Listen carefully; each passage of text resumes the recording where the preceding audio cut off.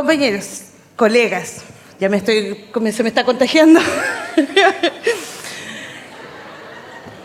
Colegas de trabajo. Tenemos el agrado de presentar a ustedes a don Alberto Coutu McManus. Es abogado de la Universidad de Chile, máster en Derecho por la Universidad de Nueva York y doctor en Derecho de la Universidad de Londres. Ha realizado diversas investigaciones en temas de derechos humanos, derecho público y derecho de la antidiscriminación. Se ha desempeñado como profesor de Derecho en universidades chilenas y extranjeras. Trabajó como funcionario del Departamento de Comunicaciones Individuales del Alto Comisionado de Naciones Unidas para los Derechos Humanos en el 2018. Imparte desde el año 2019 la asignatura de Derechos Fundamentales y un optativo de Derecho de Antidiscriminación en la Facultad de Ciencias Jurídicas y Sociales de la UACH. En esta oportunidad, el señor Alberto Coutu nos presentará el tema Asamblea Constituyente versus Congreso Constituyente. Por favor, lo recibimos con un fuerte aplauso.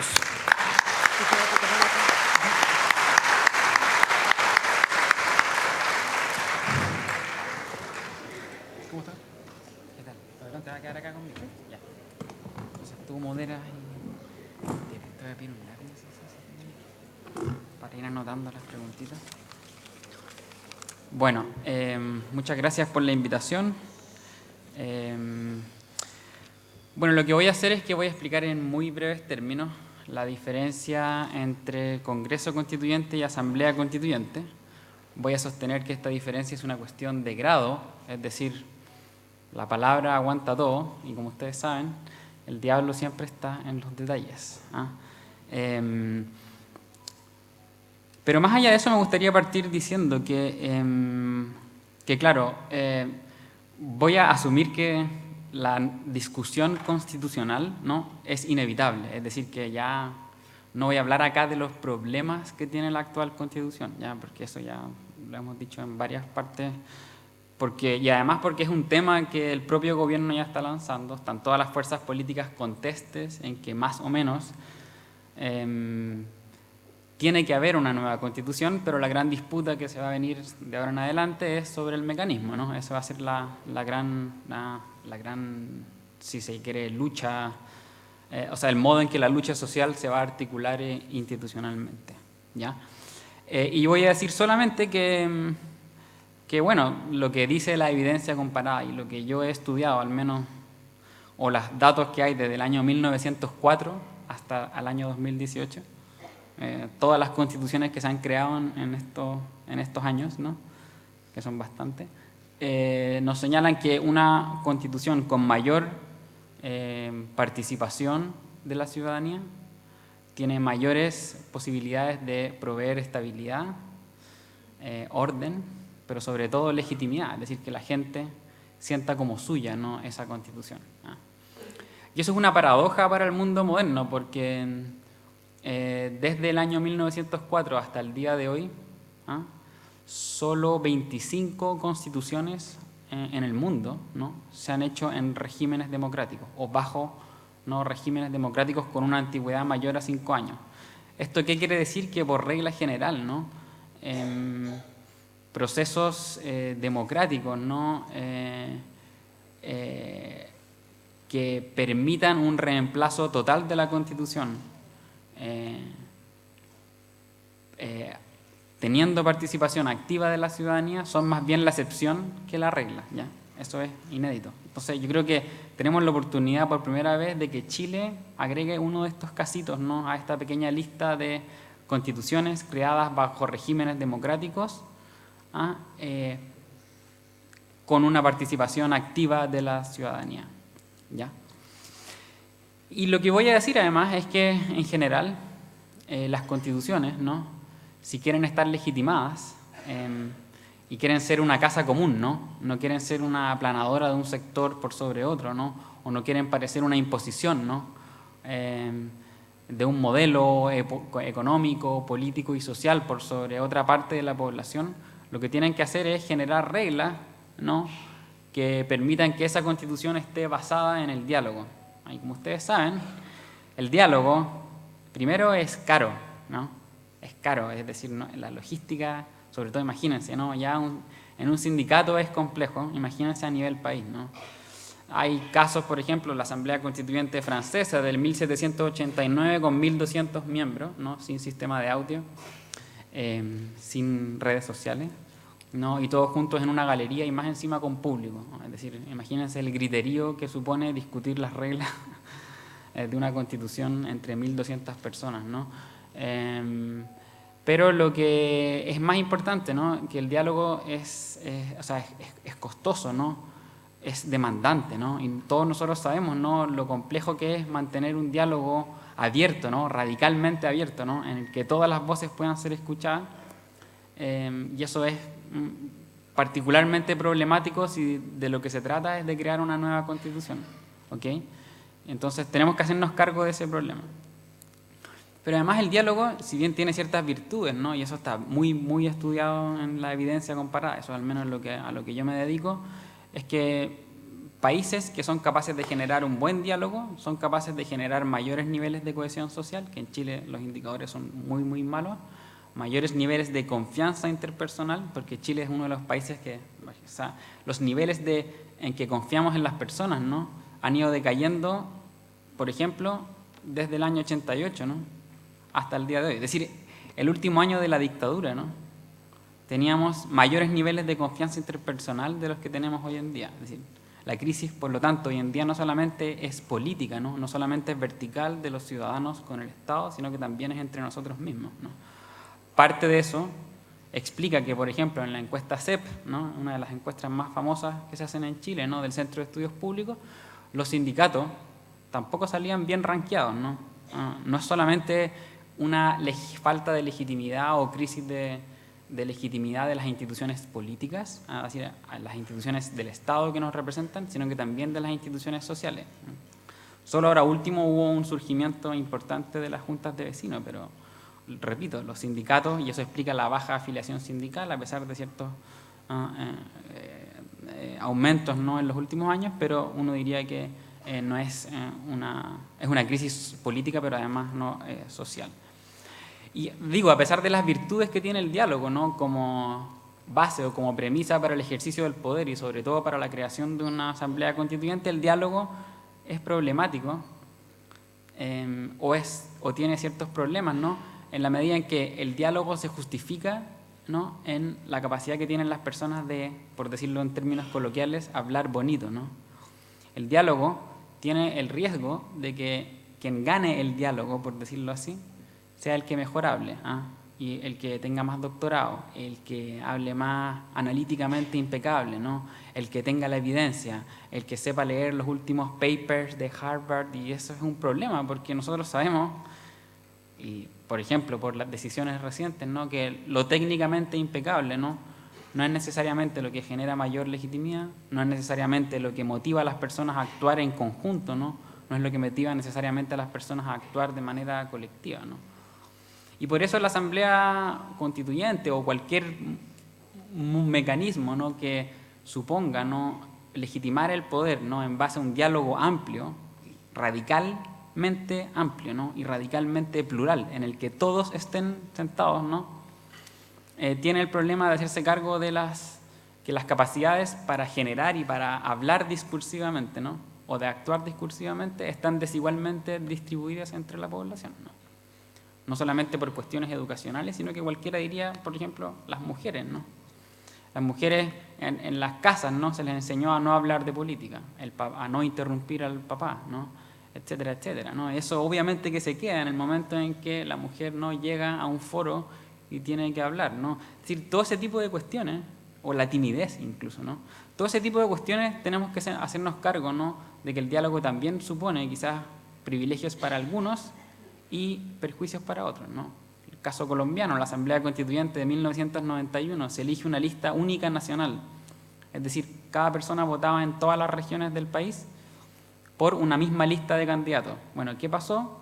Si hiciéramos ese sistema electoral para elegir una Asamblea Constituyente, terminarían elegidos puros santiaguinos, ¿no? Como pasó en Colombia, ¿no? Bogotá, Cali y Medellín, ¿no? ¿Qué pasó con el resto de los territorios alejados de las zonas urbanas. Entonces es definitivamente un problema. Eso quiero decir primero con respecto al poder ejercido al diálogo, ¿no? Que supone lo contrario, ¿no? Supone algo radicalmente distinto al poder ejercido en base a encuestas, ¿no? O al poder en base a redes sociales, ¿no?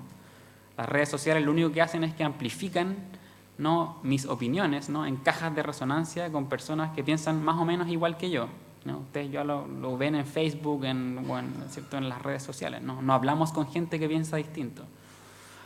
Y segundo, las encuestas, ¿no?, el poder ejercido en base a encuestas, ¿no? Si el poder estatal es ejercido en base a encuestas, supone que las personas, de manera aislada, toman sus decisiones o, ¿cierto?, optan por sus preferencias políticas sin entrar en un diálogo con el vecino, ¿no? Por eso también el diálogo, ¿no?, es radicalmente impresionante en el sentido de que nos permite quizás modificar concepciones previas con las que yo entro al diálogo, ¿no? Y por eso las convocatorias por asamblea constituyente o la discusión por el mecanismo, ¿no?, tiene que desacoplarse o separarse en algún sentido relevante del contenido. ¿Qué quiere decir con esto? Que si yo convoco una asamblea constituyente, no puedo tener la Constitución escrita bajo el brazo, ¿no? Y por eso no me gustan muchos movimientos o llamados por la asamblea constituyente, porque en el fondo van de la mano con una constitución, no sé, qué sé yo, o sea, yo tengo mi propia opinión, pero una constitución anti-neoliberal o que se haga cargo, etcétera, ¿no? Cada uno le puede poner los adjetivos que quiera, ¿no? Pero yo no quiero cometer el mismo error, ¿no?, de Jaime Guzmán, ¿no?, de meter todas mis preferencias políticas, plasmarlas y congelarlas en la Constitución para que mis hijos, mis nietos no puedan modificar aquello que yo creía, ¿no?, que era mi visión de sociedad ideal, ¿no?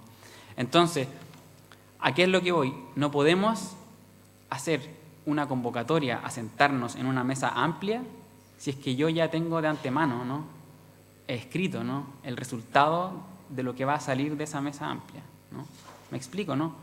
Es decir, yo creo que eso es súper problemático, yo eso lo veo en la calle, y está bien, porque la calle es un montón de eslóganes y una cierta mezcla de ensalada de cuestiones, pero cada vez que veo asamblea constituyente y veo después antiespecismo, o está bien, yo, repito, yo estoy en un proceso de dejar la carne, etcétera, ya, está bien, pero la pregunta ¿es eso una constitución que genere, o una invitación que genere una legitimidad amplia, ¿no?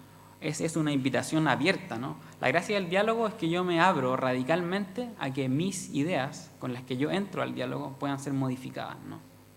Por buenas razones, porque alguien fue empático, porque alguien contó su historia, su trayectoria personal, y entonces eso es muy importante. Con esas premisas, ¿no?, lo que yo quiero hacer es entrar a esta distinción entre asamblea constituyente y congreso constituyente, ¿ya? Voy a partir por este último, ¿no?, porque es una cuestión de grados, ¿no? Un congreso constituyente, que es al menos la propuesta que en términos muy vagos, ¿no?, está sosteniendo el actual gobierno, supone entregarle al actual congreso o a uno futuro, es decir, al que se va a elegir en el año 2021, que sería el segundo congreso en Chile, elegido sin sistema binominal, es decir, con un sistema que, por ejemplo, permite el ingreso de terceras fuerzas políticas, ¿no?, al Congreso, y sería otorgarle a ese Congreso, ¿no?, al actual o al futuro, ¿no?, potestades constituyentes, es decir, la potestad de proponer un texto constitucional que eventualmente podría ser, por ejemplo, ratificado en un plebiscito, como vagamente lo ha sostenido el ministro del Interior en los últimos 2 días, ¿no? Es divertido porque más encima, como que él no es ministro del Interior, ¿no?, pero parece como ministro de Secretaría General de la Presidencia, pero el Congreso Constituyente tiene el gran problema, como ustedes se imaginarán, que son los propios parlamentarios, ¿no?, quienes tienen un incentivo, ¿no?, de dejar plasmada en la Constitución, ¿no?, sus cuestiones políticas sectoriales, ¿no?, o sus cuestiones político-partidistas, porque a la vez que van a estar redactando o proponiendo un texto constitucional, van a estar discutiendo cuestiones sectoriales, ¿no?, cuestiones de detalle, cuestiones que tienen que ver con sus intereses, sus negociaciones políticas, ¿no? Y eso es problemático en principio, ¿no? Pero además uno creería, porque si es que el Congreso, ¿no?, o los parlamentarios conforman un poder legislativo, existe el incentivo perverso, ¿no?, de que se autoarroguen poderes en desmedro de los potestades o atribuciones de los otros poderes del Estado, ¿no? Obvio, ¿no? Si yo voy a redactar la Constitución, y una de las funciones básicas de la Constitución, ¿no? Es decir, cuáles son los poderes o las atribuciones que tienen cada uno de los poderes del Estado. Y si yo voy a estar participando de la redacción de esa Constitución, bueno, tengo un incentivo a dejarme con más poder, ¿no?, que el resto de los órganos, ¿no?, en la nueva Constitución. Y el otro gran problema, ¿no?, es que además hay una cuestión de desconcentración, ¿no? Hay una cuestión de que, ¿qué pasa?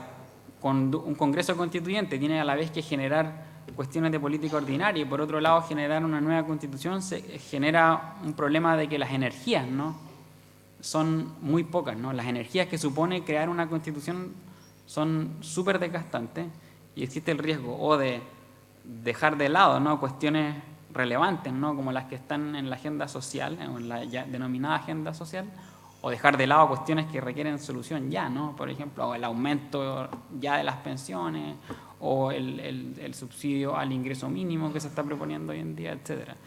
Entonces, eso es particularmente problemático, ¿no? Particularmente problemático, además, en Chile es el caso de la legitimidad de las instituciones, ¿no? Es decir, los 3 órganos de representación popular que participarían en el Congreso Constituyente, ¿no? Porque recordemos que en Chile, como sistema presidencial, el presidente es un órgano colegislador.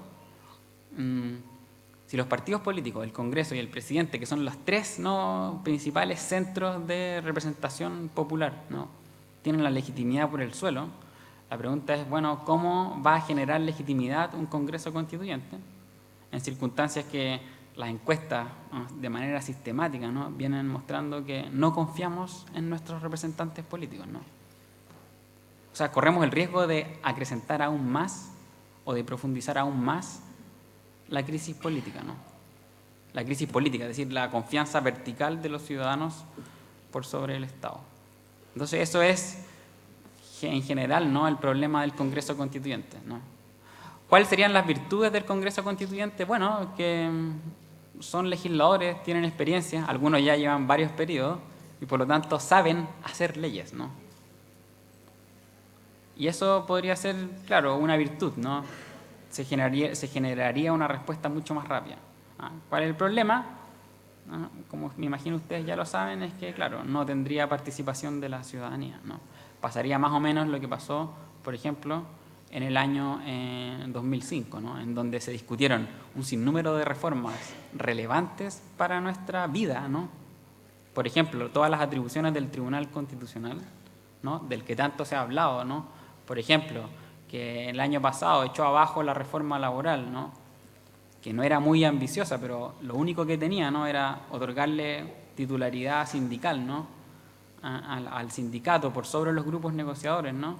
Y eso se echó abajo en el Tribunal Constitucional, ¿no? El Tribunal Constitucional dijo que eso era inconstitucional, ¿no?, en contra del derecho de asociación de grupos negociadores, ¿no?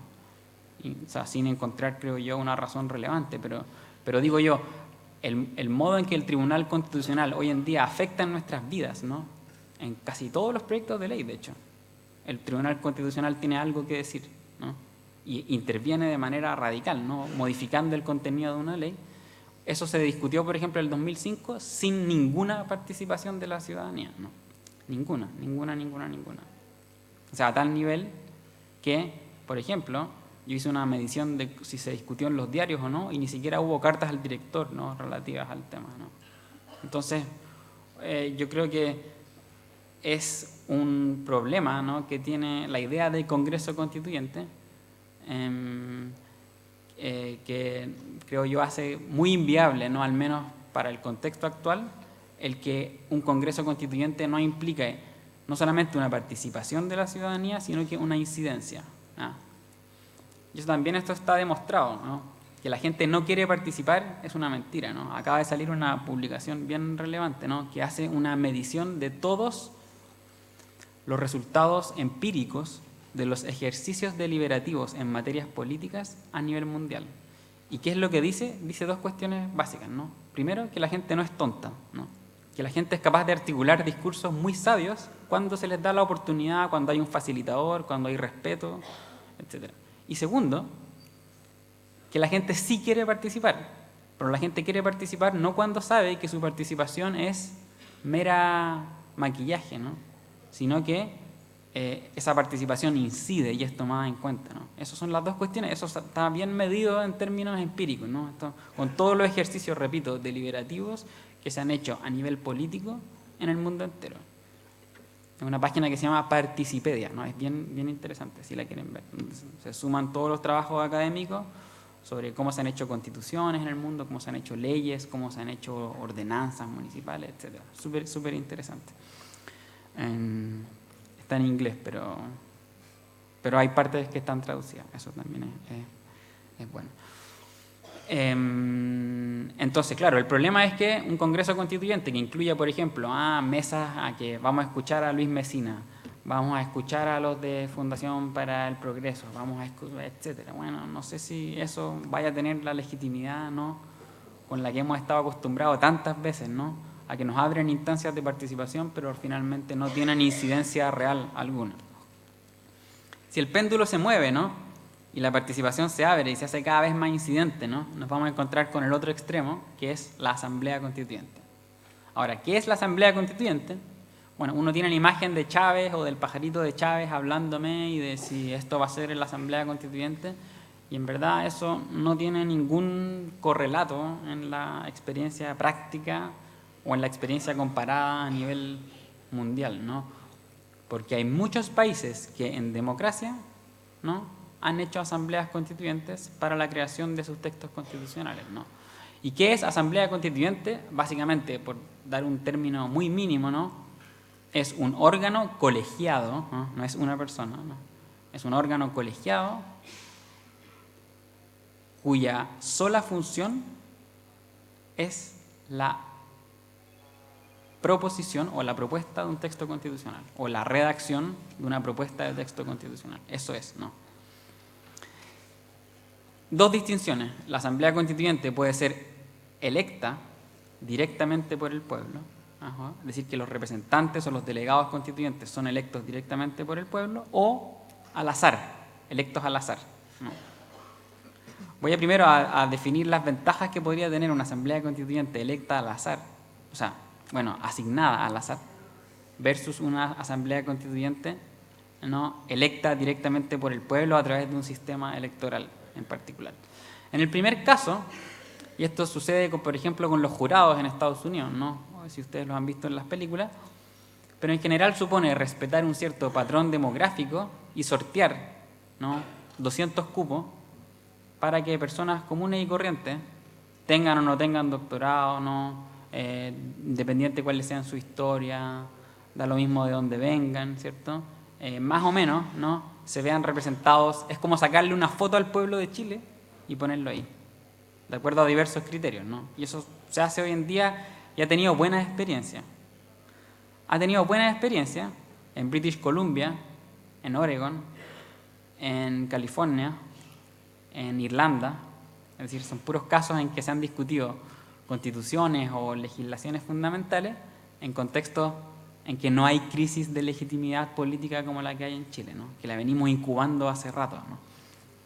Entonces, es interesante. ¿Por qué el sorteo? Porque nos permite compensar, por ejemplo, o nos permite decir qué pasa si hay alguno que habla mejor o otro que habla peor en una asamblea constituyente asignada por sorteo. Eso se lo podemos atribuir al azar, ¿no?, y no a una injustificada o a una manipulación o a una, qué sé yo, o a un cohecho, etcétera, ¿no? Y eso tiene alguna ventaja porque quizás permite que la gente común y corriente se siente y con la adecuada formación, la adecuada información, con la adecuada asesoría de expertos, ¿no? Y eso, por ejemplo, pasa en Irlanda, ¿no? En Irlanda hoy en día las modificaciones constitucionales se hacen vía una asamblea de ciudadanos que participa en conjunto con los parlamentarios. ¿Qué es lo que hace esa asamblea de ciudadanos? Es que recibe información balanceada para que no reciban fake news, ¿no? Recibe asesoría de expertos y llegan a modificaciones o a propuestas de modificaciones constitucionales que después son aprobadas por el Parlamento, y en general así lo hace, y que después eventualmente pueden ser sometidas a plebiscito. ¿Qué es lo que ha demostrado la experiencia? Que la gente en general es mucho más sabia y es capaz de cambiar de posición cuando quizás llamada al azar es convocada para proponer un texto constitucional. Ahora, ¿cuál es el problema de una asamblea constituyente eventualmente sorteada? Es que no sirve mucho si lo que queremos es legitimar, ¿no? Y sentir que esto es nuestro, ¿no? Sentir que nos corresponde en algún sentido relevante, sentir que participamos no solamente en un plebiscito, ¿no? Con un sí o no ante una pregunta binaria, ¿no? Es decir, si apruebo o no este plebiscito, sino que nos interesa, ¿no? Participar, ver plasmadas nuestros sueños, nuestras ideas, nuestra visión de mundo ahí, ¿no? ¿Ah? Y por eso, porque las constituciones no son pura frialdad, ¿no? Una vez un constitucionalista, bueno, que es muy cercano a Chile Vamos, y hoy en día, bueno, es el que siempre ha defendido los proyectos de ley ante el Tribunal Constitucional, me dijo, el problema tuyo y de todos los que son como tú es que tú tienes un problema de afectos constitucionales, ¿no? Bueno, yo le dije, bueno, en parte sí, y eso es porque la Constitución chilena, ¿no? Tiene esa idea bien militarizada de que parte de inmediato con el artículo primero, ¿no? Los hombres nacen libres, iguales, sin derechos. Obviamente siempre decían hombres, ¿no? Ahora dice personas, pero siempre dijo hombres. Y yo decía, bueno, pero ¿por qué todas las constituciones, si yo las abro, tienen un preámbulo en donde dice algo sobre, nuestras gestas, nuestra lucha, nuestra condición de pueblo, qué sé yo? En general existe un preámbulo que apela a ciertas cuestiones afectivas, ¿no? Que tratan de unir y no de desunir, ¿no? Por ejemplo, en Irlanda sigue vigente una constitución relativamente antigua, de principios del siglo XX, que apela a la Madre Trinidad, ¿no? a la lucha contra el Imperio Británico, o sea, a la Santa Trinidad. Y eso, bueno, claro, en Irlanda tiene un valor republicano potente, no es puramente religioso. El valor simbólico que tiene eso tiene un sentido de unión y de cohesión, ¿ya? Podríamos pensar en otro, ¿no? En Sudáfrica, por ejemplo. El preámbulo hace referencia al modo en que ellos lucharon contra el apartheid, ¿no? Súper interesante, ¿no? Yo creo que eso importa, ¿no? A la gente, lo que ha demostrado esta movilización es que la gente no está en la calle solamente por un par de pesos de más, sino que también por una cuestión distinta, ¿no? Entonces, en la Asamblea Constituyente por sorteo, yo creo que tendría una virtud, como ya dije, que nos permitiría compensar el modo en que las destrezas discursivas están desigualmente distribuidas en la población, ¿no? Pero, creo yo, no nos permitiría sentir esto como nuestro, ¿no? No nos permitiría generar el afecto, creo yo, necesario que tiene que tener un texto constitucional. Y por eso, la otra opción es una asamblea constituyente electa, es decir, un órgano representativo compuesto por personas electas por el pueblo, ¿no? Que tienen como solo propósito redactar un texto constitucional. En algunos casos, además, a la Asamblea Constituyente se le da la facultad no solo de proponer un texto constitucional, sino que de aprobarlo, como por ejemplo sucedió en Colombia en el 91, o de someter el plebiscito a una posterior ratificación, como ha sucedido en una parte importante de los países, al menos en los últimos años, ¿no? En los últimos 10 años, ¿no? En donde toda propuesta de la Asamblea Constituyente requiere ser posteriormente ratificada. ¿Cómo hacemos en la Asamblea Constituyente? Ese va a ser el gran problema, ¿no? Y eso es no solamente una cuestión de abogados ni de cientistas políticos, a pesar de que los cientistas políticos y los abogados tienen mucho que decir con respecto a las reglas, ¿no? Porque, por ejemplo, vamos a varias cuestiones, ¿no? El tamaño de la Asamblea Constituyente. Hay un proyecto de ley de reforma constitucional de los senadores Durresti, Allende, Elizalde, del PS, básicamente. Y la propuesta de reforma constitucional dice que se convoque una asamblea constituyente, bueno, más allá del plebiscito, y que esté compuesta por 155 personas, es decir, el mismo número de la Cámara de Diputados, ¿ya? ¿Cuál es el problema de esta propuesta? Es que mientras más grande el número de delegados constituyentes, más factible es que los diversos discursos relevantes que hay en Chile se vean representados, ¿no? Si nosotros queremos que algo así como una foto del pueblo de Chile esté en la Asamblea Constituyente, uno quisiera que haya más delegados. Y por lo tanto, la estadística nos dice que el número en promedio, ¿no?, que existe, al menos en las Asambleas Constituyentes, desde el año 47 hasta el año 2018, es de un delegado por cada 250.000 habitantes. ¿Ya? Yo creo, y esa es mi intención, es que habría que pensar en algo que sea numeroso, ¿no?, para objetos de la representatividad, pero que no sea los 1.200 delegados constituyentes de la Asamblea Constituyente Francesa de 1789, que se transformó en un puro griterío, ¿no? Nadie se escuchaba, de hecho se interrumpían los discursos. Eso primero. Segundo, el sistema electoral, ¿no? ¿Cómo hacemos un sistema electoral que sea representativo? Muchas gracias. Gracias. En general, lo que han hecho las asambleas constituyentes a nivel mundial es que optan por un sistema proporcional. ¿Qué quiere decir un sistema electoral proporcional? Uno que le da a las fuerzas, a todas las fuerzas, ¿no?, o ideas políticas relevantes, un espacio en la Asamblea Constituyente. Y esto a diferencia de un sistema electoral uninominal, ¿no? Uninominal o mayoritario. Ese es el gran problema que ha aquejado, por ejemplo, a asambleas constituyentes como la venezolana, ¿no? ¿Cuál es el problema de la Asamblea Constituyente venezolana? Es que tuvo como sistema electoral, o siguió como sistema electoral un modelo uninominal. ¿Qué quiere decir? Que por cada distrito, ¿no?, se eligió solo un representante, ¿no? Es decir, como el póker, ¿no? Y la mayoría se lo lleva todo, ¿no? Se lleva todo el botín, ¿no?, de ese escaño parlamentario o de ese escaño constituyente. ¿Cuál fue el resultado? Que la Asamblea Constituyente venezolana terminó con un 96,5% de delegados constituyentes cercanos al chavismo, ¿no? Nadie querría eso para una asamblea constituyente, ¿no?, si lo que queremos es que todas las ideas se vean representadas, ¿no? Por lo tanto, otros países lo que han hecho es elegir sistemas proporcionales, pero obviamente, sistemas proporcionales vamos a tener que ver qué tipo de proporcionalidad es la que queremos que se vea representada, ¿no? Queremos que haya un mismo patrón demográfico. Por ejemplo, vamos a elegir una regla de paridad, mitad mujeres, mitad hombres, ¿no? Algunos ejercicios podrían sostener eso, ¿no? La Asamblea Constituyente islandesa, ¿no?, tuvo esa idea, pero bueno, al final se solucionó porque el 45% de las candidatas fueron mujeres y terminaron en su mayoría electas, pero eso puede no necesariamente pasar en Chile, ¿no? También se han hecho cuotas para pueblos indígenas, ¿no? Así los pueblos indígenas se están acercando, ¿no?, a tener un patrón demográfico cercano al 12-13% de la población, según los últimos estudios, en Chile, ¿no? Estoy hablando. Bueno, la pregunta es, ¿queremos que la Asamblea Constituyente, en tanto legitimación de la Constitución en base a un diálogo radical y pluralmente abierto en que lo que queremos es incluir y no excluir? Bueno, yo me interesa que quizás los pueblos indígenas, ¿no?, por ejemplo, incorporen una perspectiva, ¿no?, distinta, radicalmente distinta a la que yo tengo, y eso mejore la discusión, ¿no? Lo mismo con las personas con discapacidad, ¿no? Las personas con discapacidad tienen una perspectiva distinta, ¿no? Por ejemplo, la persona en silla de ruedas tiene una perspectiva de altura distinta, radicalmente distinta al normal de la población, y esa perspectiva podría aportar muchísimo a la mesa, ¿no?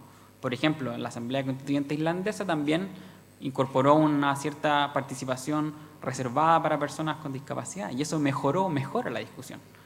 Básicamente, la Asamblea Constituyente está construida sobre la base de que más y más diversas perspectivas mejoran el diálogo, ¿no?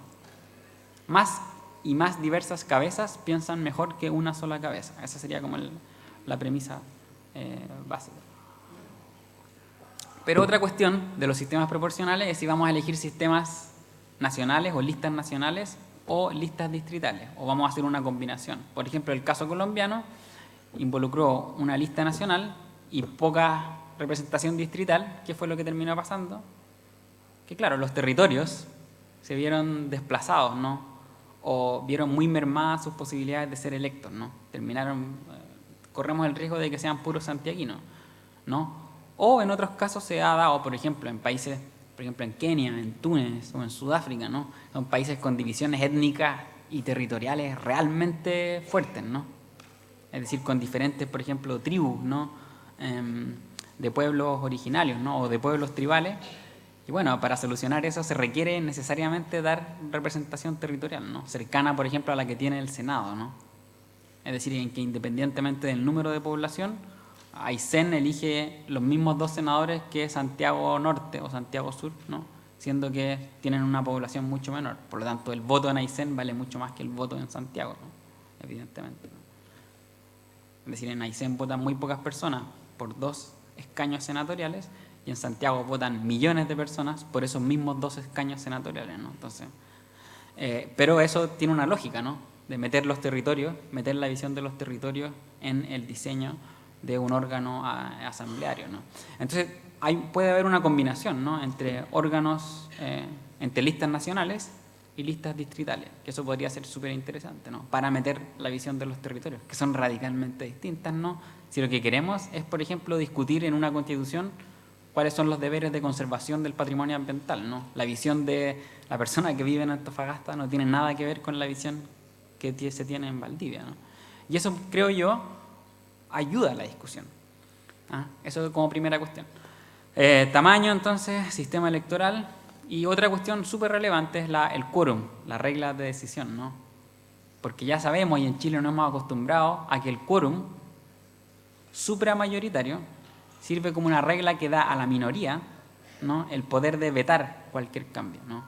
Es decir, si hay un quórum para reformar la Constitución de 1980, ¿no?, que a mí en lo personal no me representa, no me genera afecto, no la considero legítima, bueno, eso le da a la minoría, ¿no?, al tercio, por ejemplo, que puede oponerse a cualquier cambio constitucional, el poder de mantener el statu quo, ¿no? Por lo tanto, es una cuestión súper relevante, es la regla por default, ¿no? Es decir, ¿qué es lo que queda en vigencia en caso de no obtenerse un quórum al interior de la Asamblea Constituyente con respecto a un tema? Es una cuestión que va a importar mucho cuando hagamos la ley que fije las bases o el modo de funcionamiento de una Asamblea Constituyente. Me explico. Si la Asamblea Constituyente, siguiendo la experiencia comparada, elige una mayoría o elige en quórum supramayoritario, es decir, elige más que la mayoría simple para la adopción de una decisión, y lo que queda en vigencia de no obtenerse ese quórum es la Constitución de 1980, se imaginarán que bastaría 1/3 más 1 de los votos, por ejemplo, para mantener el actual estado de cosas, ¿no? Pero, en cambio, si lo que quedara vigente, por ejemplo, estoy pensando en voz alta, sería la Constitución de 1925, podría ser súper interesante, ¿no?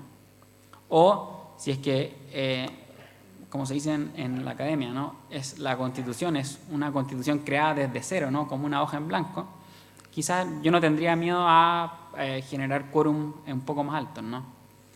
Pero claro, la pregunta es, ¿tendrían que llegarse a una decisión en algún momento, ¿no? Porque la alternativa en el caso de una Constitución hecha desde cero es, bueno, no hacen nada, ¿no? Y eso no sé si esa sea la manera de generar un compromiso.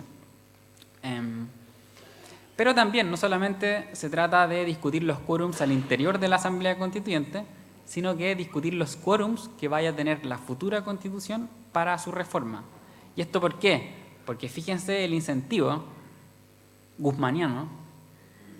Si es que a mí me ponen a redactar la Constitución y yo sé que lo que yo redacte va a quedar protegido por un quórum de 2/3, eso significa que mi hijo probablemente no va a poder cambiar esa cuestión, ¿no? Entonces, algunas propuestas son, está bien, hagamos un quórum supramayoritario para tomar reglas al interior de la Asamblea Constituyente, para que, por ejemplo, los delegados constituyentes aprueben el texto final antes de ser sometido a plebiscito, y después lo que hacemos es sujetar, por ejemplo, la reforma de la futura Constitución a un quórum simple, ¿no?, o a un quórum calificado de la mayoría de los diputados y senadores en ejercicio, como por ejemplo lo hacía la Constitución de 1925, ¿no? Si yo sé que lo que yo voy a redactar en una Constitución va a quedar protegido, escrito en piedra, entonces el incentivo podría ser perverso a que yo como grupo, ¿no?, ponga todas mis demandas, ¿no?, a que yo ponga la ley Cholito en la Constitución, ¿no? Entonces eso también es perverso, ¿no?, porque puede que termine una Constitución excesivamente larga, con muchos derechos, con derecho al deporte, ¿no?, el derecho a jugar fútbol, ¿no? Yo no sé si eso sea la buena manera, ¿no?, de discutir cuestiones constitucionales, ¿no? Otra cuestión súper relevante es el tema del funcionamiento de la Asamblea Constituyente o el lugar, ¿no? En el mundo, en la experiencia comparada, existen casos como la Asamblea Constituyente de Versalles y París, ¿no? De 1789, que discute con público en las galerías. Y ustedes saben, ¿no? Discutir con público en las galerías no es lo mismo que discutir en una mesita cerrada, llevarse a los constituyentes a Willow Willow, ¿no? Es muy distinto. En Ecuador se los llevaron a Montecristi, ¿no? Correa se los lleva a una ciudad, ¿no? indígena, ¿no? a redactar la Constitución. Y algunos dicen, bueno, eso le quitó un poco la presión a los constituyentes, pero también los aleja del mundanal ruido, de la protesta social, ¿no? O Weimar o Bonn en Alemania, ¿no? Por poner dos casos, ¿no? Se los llevan de Berlín para alejarlos del olor a lacrimógena, ¿no? Es distinto discutir con olor a lacrimógena que sin olor a lacrimógena, ¿no? Yo estoy en una campaña porque el DREAMS sea la sede de la nueva Asamblea. Podríamos dividirlo en comisiones y hacer arriba como un gran foro, me parece una buena idea. Pero es súper relevante el lugar, a eso es lo que les quiero decir. Y la experiencia nos dice que el lugar importa mucho, ¿no? Si es de fácil acceso de la ciudadanía, quizás podemos hacer los trabajos de comités en una ciudad, en una ciudad un poco más chica, y los plenarios, por ejemplo, en una ciudad mucho más grande. Otras reglas súper relevantes, el secreto. Cualquiera diría, no, la Asamblea Constituyente tiene que ser transmitida 24 horas al día. Bueno, ¿qué es lo que nos dice la experiencia?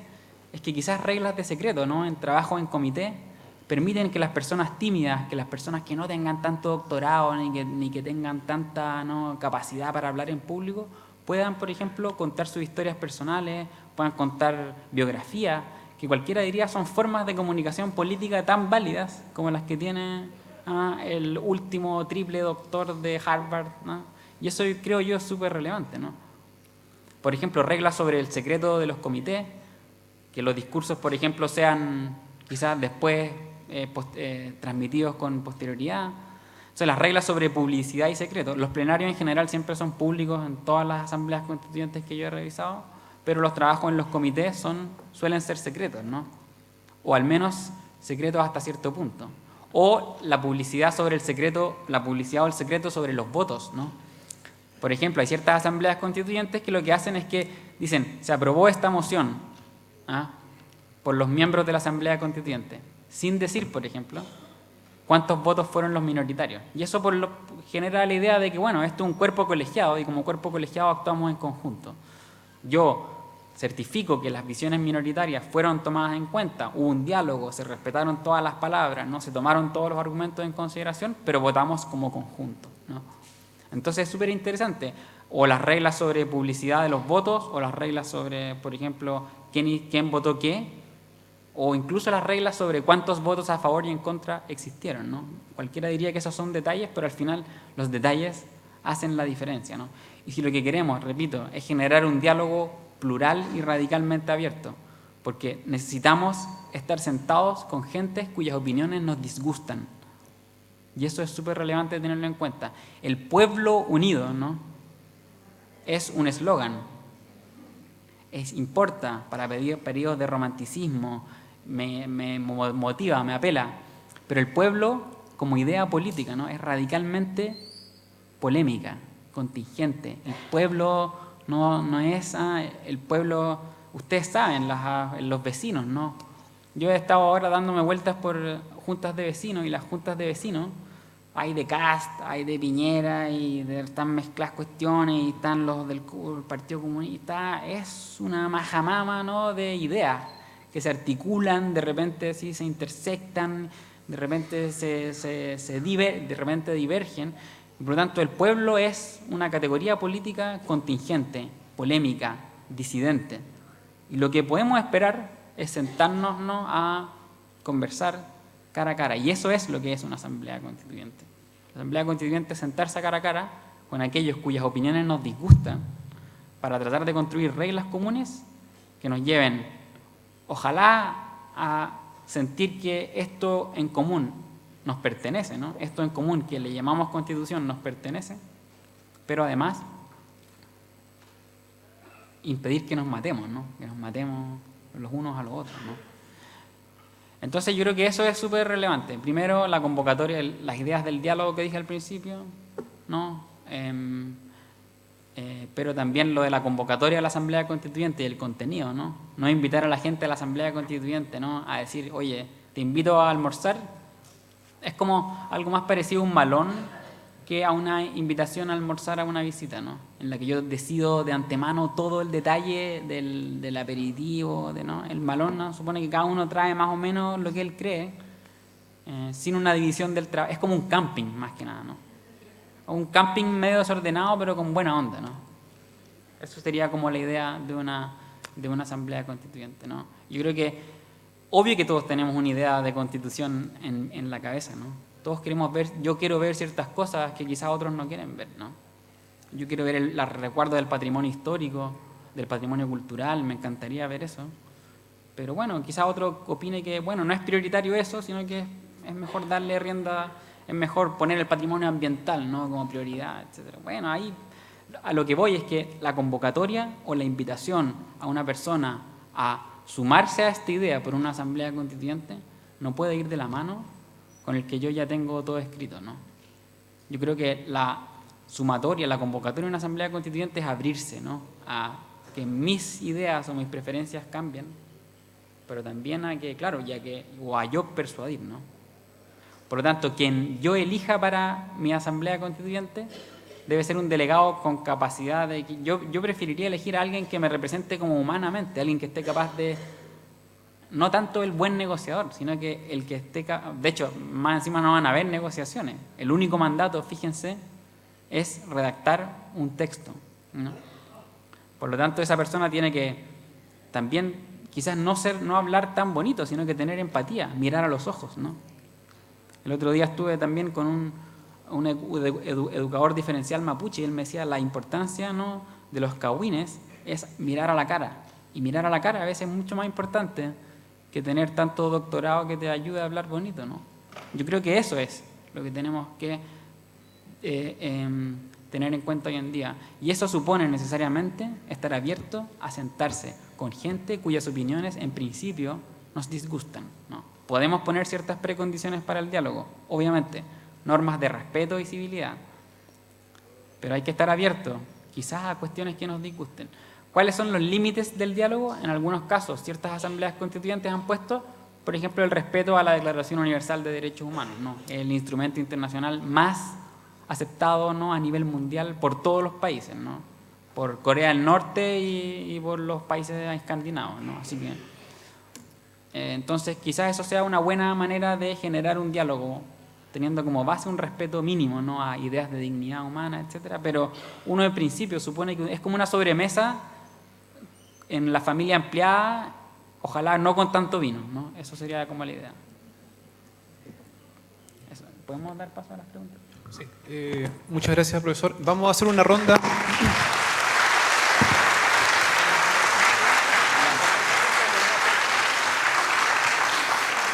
Colegas, vamos a hacer una ronda de 5 preguntas primero y si alcanza el tiempo volvemos a hacer 5 minutos más. ¿Le parece, colega? Hola, buenos días. Tengo dos preguntas. Una es conocer quién decide la representatividad para una asamblea constituyente. Gracias. Mis preguntas son, ¿quién decide la representatividad que se va a tener en una asamblea constituyente? Si se hace al azar, si se elige, ¿quién toma esa decisión? Y lo otro es, los participantes, tanto si que fuese un congreso constituyente o una asamblea constituyente, finalizada la tarea, ¿ellos se terminan disolviendo o pueden ser parte de cargos políticos posterior a esto? Gracias, Maribel.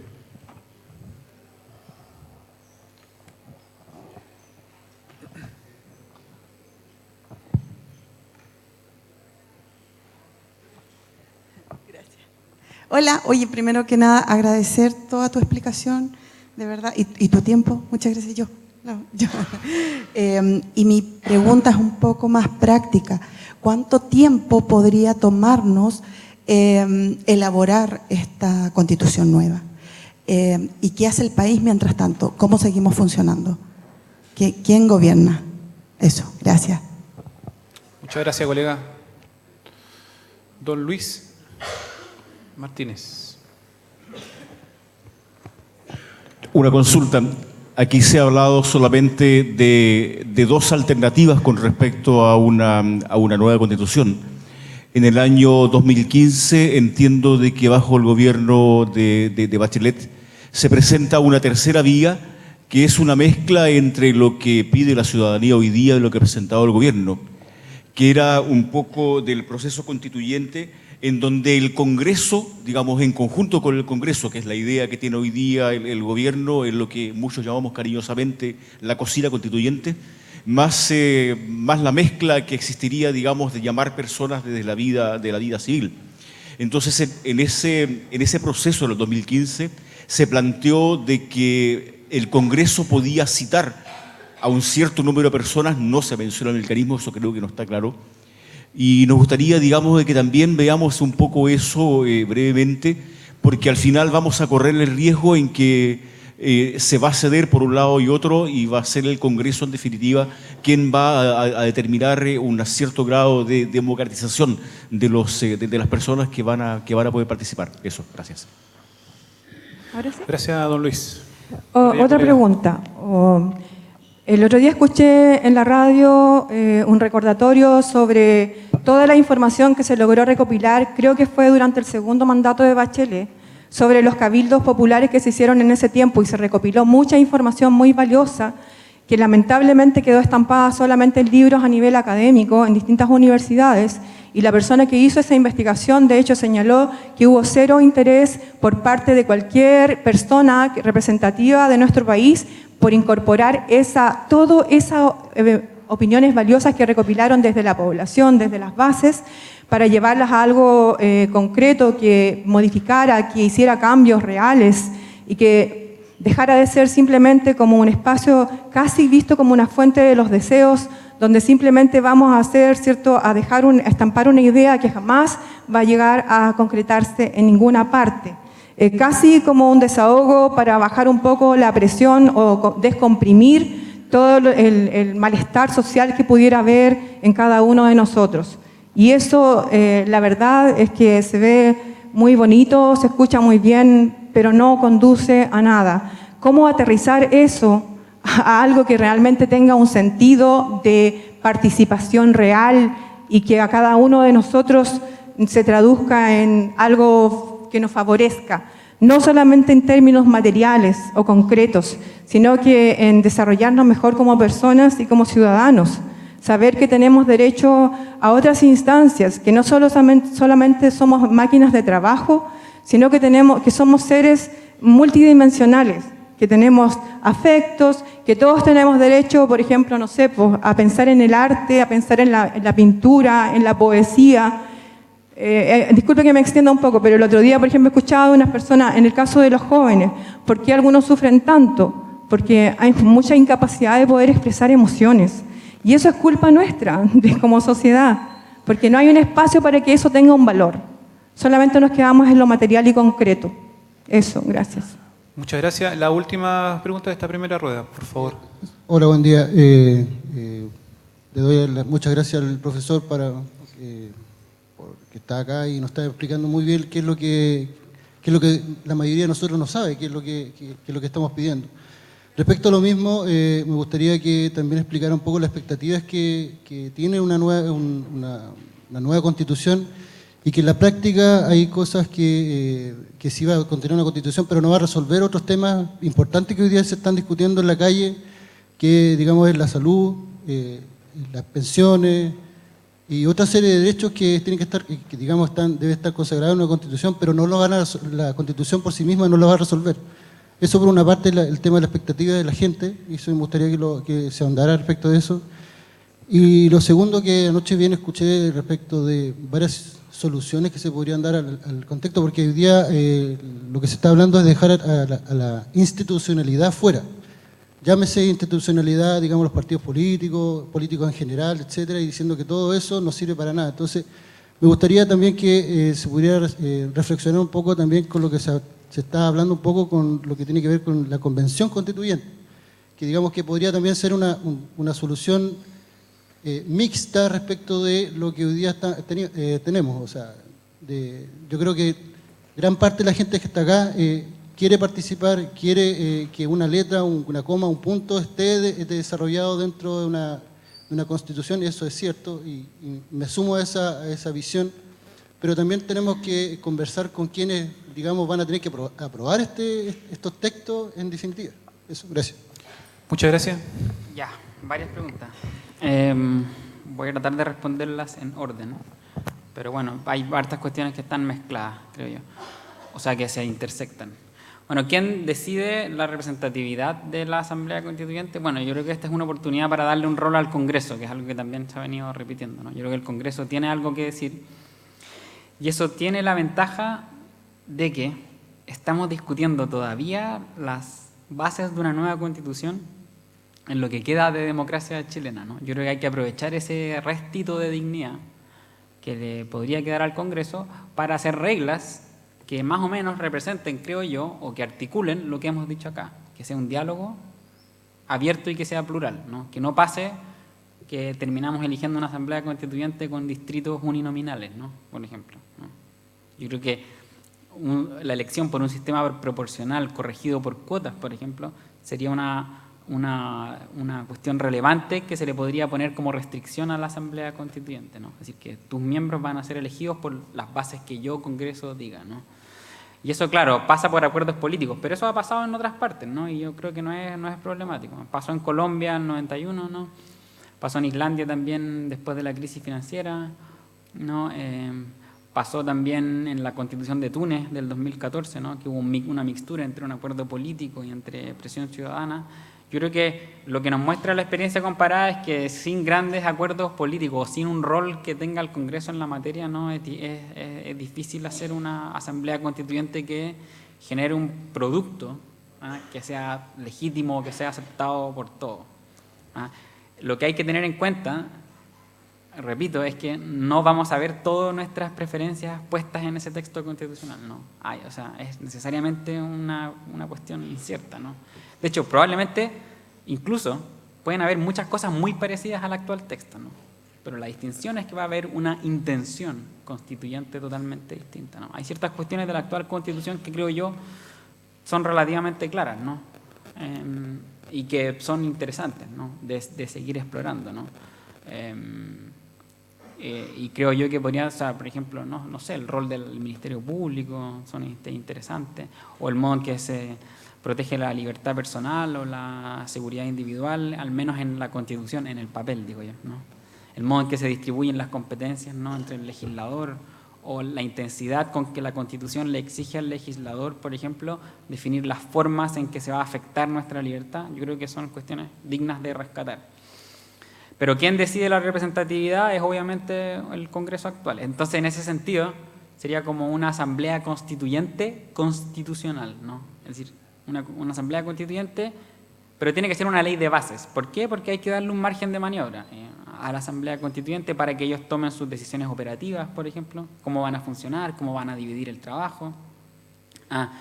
Vamos a hacer una comisión de redactores, por ejemplo. La Constitución colombiana, la Asamblea Constituyente colombiana le designó una comisión, un comité específico para redacción, otro comité específico para filtrar fake news, otro comité. Entonces es súper choro. Aparte de cuestiones sectoriales, hay una cuestión de división del trabajo que es súper interesante, que cualquier grupo colectivo sabe que tiene que hacer, ¿no? Y el problema principal, por ejemplo, de las asambleas constituyentes muy numerosas es tratar de organizar el trabajo en plenario y comités, ¿no? Y el problema, por ejemplo, de la Asamblea Constituyente Francesa de 1789 es que funcionó 100% en plenario. Imposible. Y esas son cuestiones que, claro, hay que darle cierta autonomía a la Asamblea Constituyente, pero debería ser algo así como una ley de bases, ¿no? Como una ley que diga más o menos la idea. Yo diría, esa ley de bases tendría que decir el número, sistema electoral, duración y reglas de decisión. Y eventualmente los quórums de reforma a los que va a estar sujeto la futura Constitución, para que no pase lo que yo dije antes, ¿no? De que hay un incentivo perverso a que yo ponga mi propia Constitución congelada y escrita en piedra para mis nietos, mis bisnietos y así sucesivamente. Y aquí se relaciona con otra pregunta, ¿no? El régimen de inhabilidades parlamentarias, ¿no? Ciertas constituciones, las asambleas constituyentes, lo que alguien dijo muy acertadamente, se autodisuelve, se consume al realizar su mandato. No, recuerden, el único mandato que tiene es proponer un texto constitucional. Por lo tanto, cualquiera diría que primero no deben haber parlamentarios en ejercicio, ¿no? Por lo tanto, si hay una inhabilidad parlamentaria, primero tiene que ser ex ante. Y esto, por ejemplo, porque podemos darle al parlamentario un plazo para renunciar, ¿no?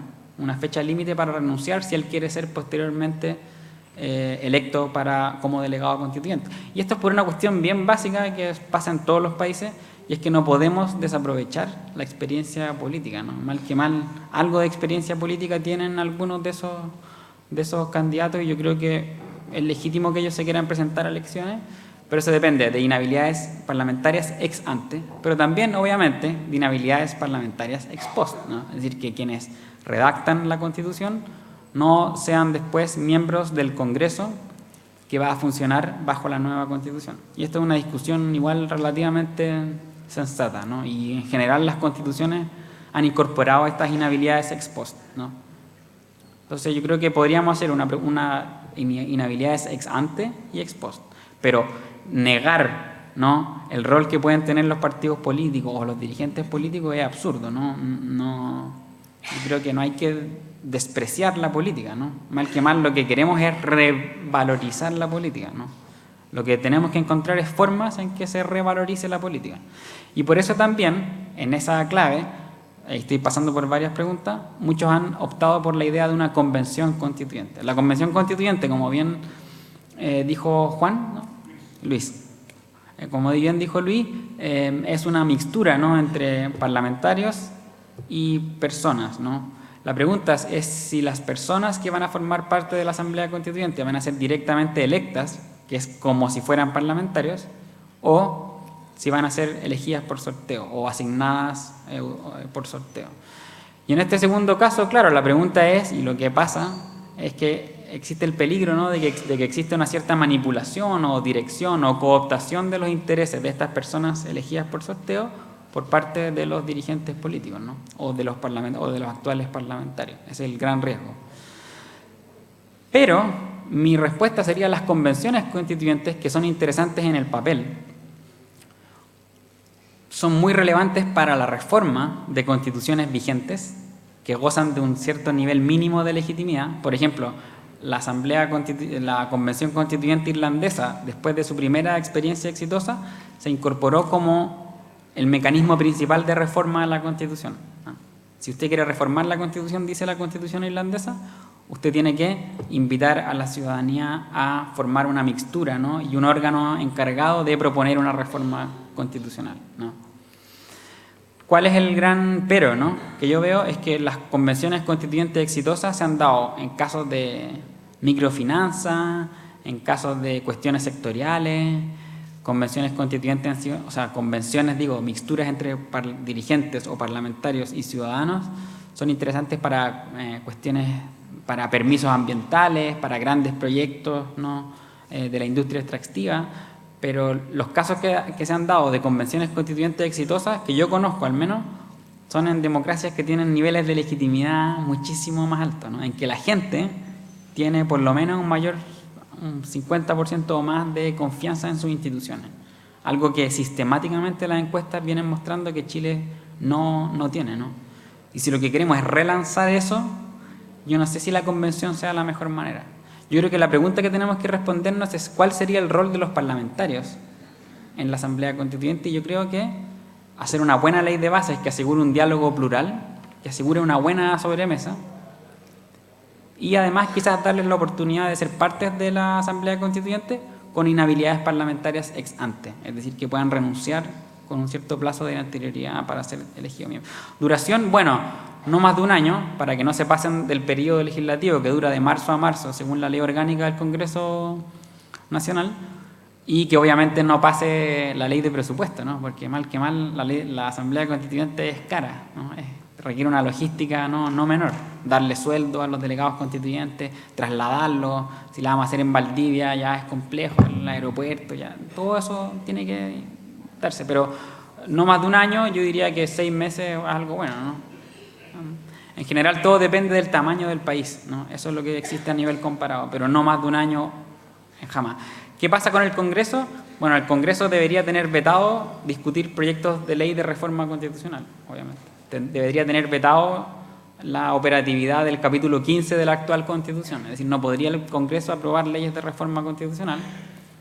Y el Congreso sigue funcionando, ¿no? Hay muchos casos exitosos en que las asambleas constituyentes funcionan en paralelo al Congreso, ¿no?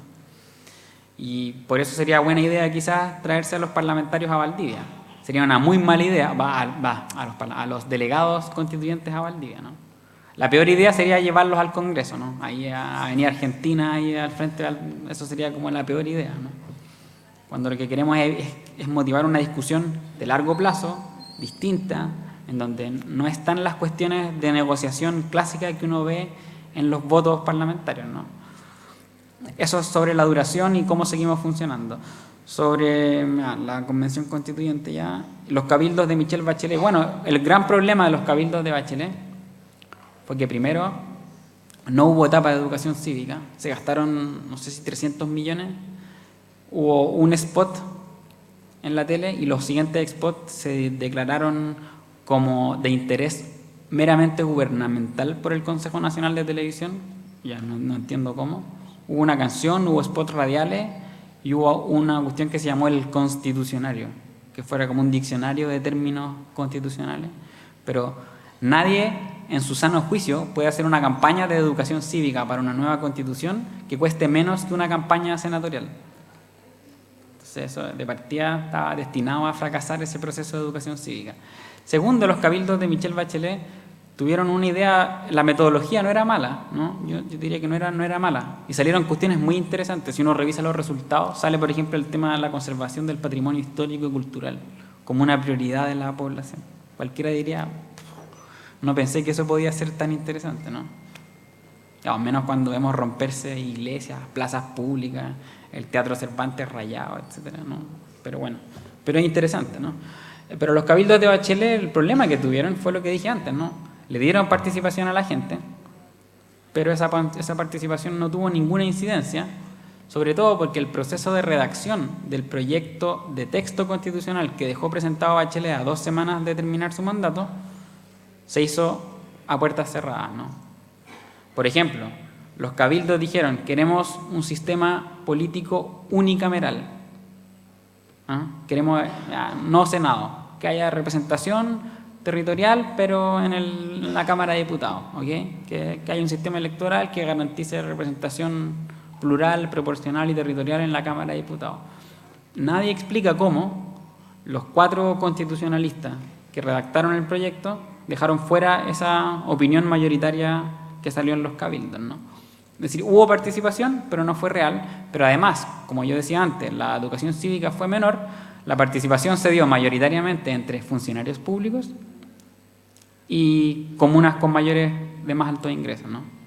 La cantidad de cabildos que se hicieron en Santiago Sur fue radicalmente distinto a la cantidad de cabildos que se hicieron en Vitacura, en Las Condes y en Lo Barnechea, ¿no? Entonces, los cabildos fueron interesantes, fueron románticamente catárticos, pero realmente no tuvieron incidencia. Hay cuestiones súper interesantes, si uno revisa eso, tal como tú dijiste, súper interesante.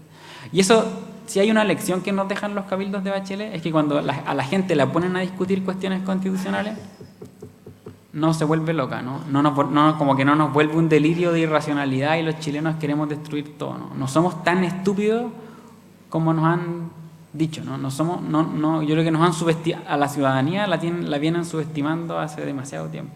Yo creo que todos son capaces de articular cuestiones sensatas cuando nos ponen en un cafecito, y ojalá con un vinito bien suavecito.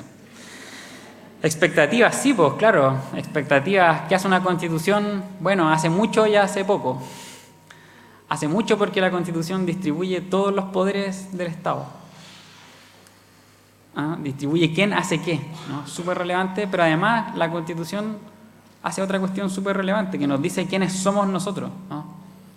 En el 2019, la Constitución, al, por ejemplo, plasmar derechos fundamentales, nos dicen quiénes somos, como la identidad política de un pueblo. No se puede reconducir hoy en día a la herencia de la aristocracia vasco-castellana del Valle Central, o como la identidad política del chileno o de la chilenidad. No se puede reconducir a la cohesión social que genera la Iglesia Católica, ¿no? Hoy en día, al menos. a lo que tenemos que reparar, ¿no? O a lo que tenemos que reconducir esa pregunta es a ciertos valores que consideramos comunes, ¿no? Para todos por igual, ¿no? Y ahí, por ejemplo, los derechos sociales, ¿no? En la Constitución tienen un rol fundamental. ¿En qué medida yo me siento un desigual ciudadano o en qué medida yo me siento tratado de manera desigual que el resto cuando la persona que tiene más, por el solo hecho de tener más, puede operarse o tratarse con un especialista de manera mucho más rápida que yo, ¿no? Eso obviamente vulnera mi condición de igualdad, de igual ciudadanía, y yo quisiera ver eso, por ejemplo, en una Constitución, ¿no? ¿Puede haber participación privada en la salud? Puede haber participación privada en la salud, pero nada de eso podría negar un régimen de salud más cercano quizás a un sistema de salud único, ¿no? Yo creo que ese es el tipo de cuestiones que podríamos regular en una Constitución a propósito de los derechos sociales. Y las expectativas de la gente, bueno, hay que... La lucha va a venir después, ¿no? En cómo el proceso político sea el que canalice esas cuestiones. Yo creo que parte importante va a depender de no entregarle cuestiones relevantes o materias relevantes a quórum supramayoritario o a controles estrictos y obligatorios del Tribunal Constitucional. No. Por ejemplo, si vamos a entregarle la educación de nuevo a los 4/7 de los senadores en ejercicio, bueno, eso va a implicar un problema para el futuro. O sea, una nueva Constitución pasa necesariamente por modificar estas cuestiones que le han imposibilitado al proceso político la capacidad de hacer frente o de abordar las demandas de transformación social que vienen de hace 20 años, 30 años, dando vueltas en la ciudadanía. Muchas gracias. No más preguntas debido al tiempo.